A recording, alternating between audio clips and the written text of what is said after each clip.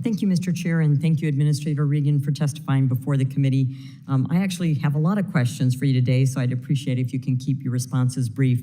However, it bears repeating, and I've said this numerous times in this hearing when we're talking about health benefits, health consequences, that 5 million people die globally every year due to exposure to excessive hot or cold.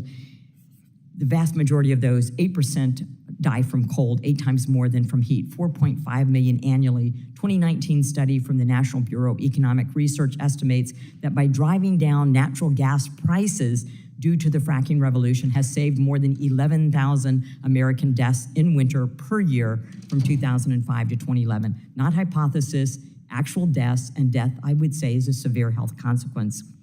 The draft proposals put forward by the EPA to allow electric vehicle manufacturers to participate in generating renewable fuel standard credits were unprecedented and highly concerning if finalized. And I know you addressed this with Representative Pence, but I think it bears repeating because Iowa has some of the highest production of biofuels, be it ethanol, biodiesel, or compressed renewable natural gas. We also know that if in the United States we aren't producing those things, they will be produced elsewhere at much more significant environmental consequences.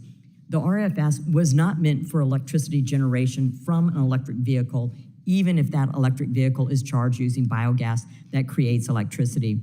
And Minister Regan, can you commit that the EPA will not move forward with a rule to allow electric vehicle manufacturers to qualify for RIN credits under the RFS? We are, again, we're taking a very close look at that. One of the things that I'm most proud of is the RVOs that we put in motion. We have taken great pride and strides there, and so we are evaluating. I would love to have a commitment from you. I'm going to move on. Okay. I'd like to revisit a question that you didn't have the answer to last year when I asked, and I'm going to ask it again. I don't consider these gotcha questions. Sure. And perhaps it's what I expect of myself as a standard, both in Congress and as a physician and as a military veteran. Are you aware how many passenger vehicles are on the road in the U.S. today? I am not. 279 million. And are you aware how much energy it takes to get a single 100-mile charge on an electric vehicle? These are passenger vehicles. Sure, I don't have that. 30 kilowatt hours. Now, the reason I ask that question, if you're going to make a rule that has such consequential impact to people's personal lives, to their health, to their ability to visit family, to the ability of our economy to work in the United States, I would expect of myself to know, because 279 million vehicles and 30 kilowatt hours comports to approximately 9 trillion kilowatt hours needed for energy for electric vehicles on the road today. And this is at a time when the EPA is trying to force closures of coal plants under the Clean Power 2.0 rule and has plans to go after natural gas plants next. And the EPA's plan to meet the electricity demand for the remaining, requiring 69% of cars to be electric by 2032. My point is, before issuing a rule, you would need to know an assessment of what it is and a plan for how to generate that electricity. And there's no such, I think, illustration that the EPA has even taken any of that into consideration. We have.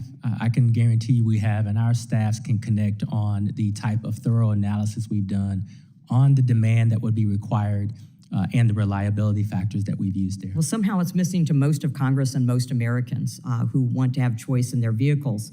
Do you also need a reminder on the disaster this past January of electric vehicles and charging stations in Chicago not holding a charge during sub-zero temperatures? It does kind of get cold up north. Does the EPA not believe that consumer choice is important when selecting a vehicle that reliably fits their needs every day of the year, regardless of weather? Absolutely, which is why we didn't issue a mandate. If you take a look at that, there's internal combustion engines, plug-in hybrids, and electric vehicles. There's a combination of options for the American people. I think the American people would very much like to see the rationale behind the rule. And Minister Regan, are you aware that the U.S. manufactured goods are 80% more carbon efficient than the world average? Yes. If the particulate matter 2.5 level has been found safe by the EPA at 12 micrograms per cubic meter since 2012 for the last 14 years, what alarming new research has come to rationalize why the EPA would rush to drastically lower the approved amount by 3 points outside of the regulatory statutory process. We're still seeing premature deaths. We're still seeing lost work days. We're still seeing the disbenefits from a health standpoint of on the economy. And so that lowering of the standard is more protective, especially for those who are disproportionately impacted by these pollutants. Yeah, I think the effect on the economy will be drastic, as will the effect on health, by not having affordable energy and not having an economy that can grow and compete internationally. Thank you. With that, I yield back.